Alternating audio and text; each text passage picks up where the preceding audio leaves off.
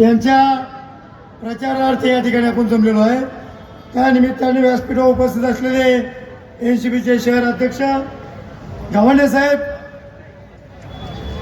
उमाताई कापरे आमदार, नानाजी काटे, जगदीशभाई शेट्टी, आरपीआयचे महाराष्ट्राचे उपाध्यक्ष भागवतजी, या ठिकाणी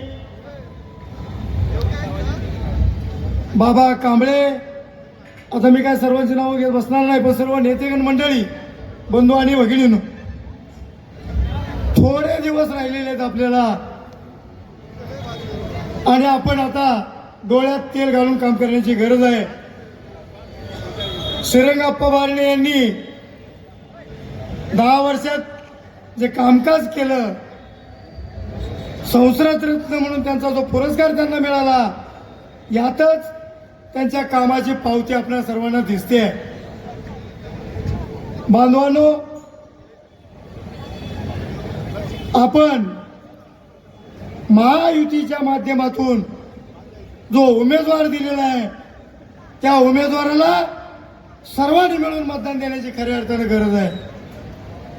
मनापासून सर्वांनी काम केलं पाहिजे आणि म्हणून आम्ही महाराष्ट्र मजूर पक्षाच्या वतीनं त्यांना जाहीर पाठिंबा देऊन आम्ही आमच्या कामाला सुरुवात केलेली आहे। ही उद्योग नगरी आहे, ही कामगार नगरी आहे, ही मजुरांची नगरी आहे आणि या ठिकाणचा मजूर हा बहुसंख्येने त्याला कामाला मदत करेल आणि प्रचंड बहुमताने श्रीरंगाप्पा बारण्यांना विजयी करेल असं या ठिकाणी मी सांगतोय। बांधवांनो,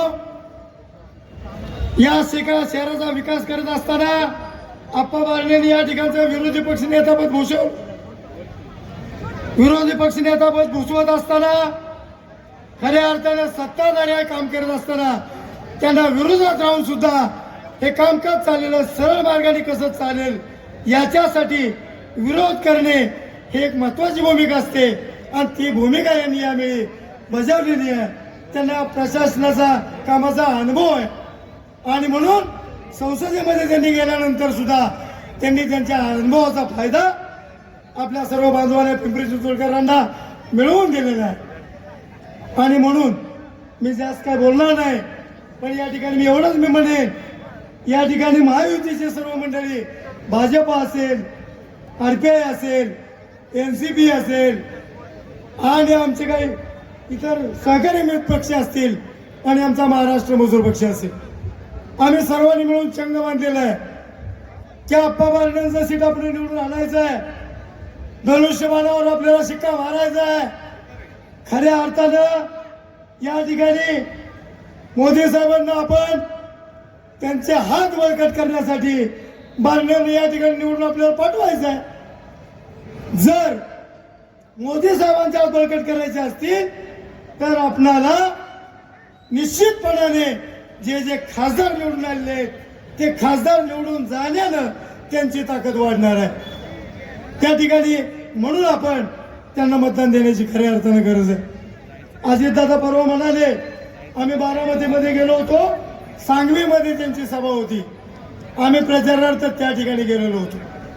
दादांनी त्या ठिकाणी पाळा वाचून दाखवला। खऱ्या अर्थानं दादांनी पक्ष फोडला असं म्हणतात काही मंडळी। बांधवांनो, दादांचं वर्ष वय 65 आहे। पवार साहेब 35-40 घरामध्ये मुख्यमंत्री झाले होते। आज दादाची कॅपॅसिटी सुद्धा त्याच वयात मुख्यमंत्रीपद पोहोचवण्याची होती, परंतु वेळोवेळी साहेबांनी त्यांना थांबवलं, वेगवेगळ्या पद्धतीने थांबवलं आणि दादाने ते ऐकलं। गुन्हा केला का? ज्यावेळी बहुमत एनसीपीचं आलेलं होतं तरी काँग्रेसचा मुख्यमंत्री केला। साहेबांनी सांगितलं केंद्रात काँग्रेस आहे, निधी आणायचा आहे आणि मग दादांनी ऐकलं पाहिजे आणि म्हणून दादांनी ऐकलं। किती वेळा ऐकायचं? हॅट्रिक झाली उपमुख्यमंत्री पदाची। कुठपर्यंत माणूस थांबणार आहे? कुठपर्यंत घुसपट माणूस थांबणार आहे? आणि म्हणून दादांनी सांगून चर्चा करून विचार विनिमय करून हा निर्णय घेतलेला बांधून गद्दारी वगैरे काही नाही. खरा पक्ष कुठे वाढवला? साहेबांचं वय आज 84 आहे. 20 वर्ष 60 वर्ष माणूस रिटायर होतो. 24 वर्ष दादांनी खांद्याला खांदा लावून हा पक्ष वाढवला. हा पक्ष स्वतः काढला. साहेबांची तब्येत बरोबर नसताना सुद्धा तो पक्ष वाढवण्याचं काम अजितदादाने केलं. आणि मग खऱ्या अर्थाने न्याय अजितदादाला मिळाला होता. तरी सुद्धा अजितदादा म्हणाले हरकत नाही, सुप्रियाला अध्यक्ष करायचंय खरं, प्रफुल्ल पटेल नकाराध्यक्ष करायचंय खरं, माझं काय म्हणणं नाही, परंतु कुठेतरी चर्चा करून झालं पाहिजे. आणि मग दादाला मुख्यमंत्री बनायचंय, दादाला मुख्यमंत्री बनायचं. अरे का म्हणू नये? दादामध्ये ती कॅपॅसिटी नाही का? सकाळी 6 वाजता उठून काम करत फिरणारे दादा, दादांच्या मध्ये ती पॉवर नाही का? प्रशासनावर धमक असणारा नेता फक्त अजितदादाच आहे असे या ठिकाणी मी जाहीरपणे आवाहन करून सांगतो. आणि म्हणून दादाला मुख्यमंत्री करणं गरजेचं आहे. आणि भविष्यात दादा मुख्यमंत्री बनतील. आणि म्हणूनच आम्ही अजित गव्हाणे साहेबांना विनंती करतोय, नाना काटेंना विनंती करतोय, आम्ही तुमच्या बरोबर आलेलो आहोत. आणि म्हणून दादाला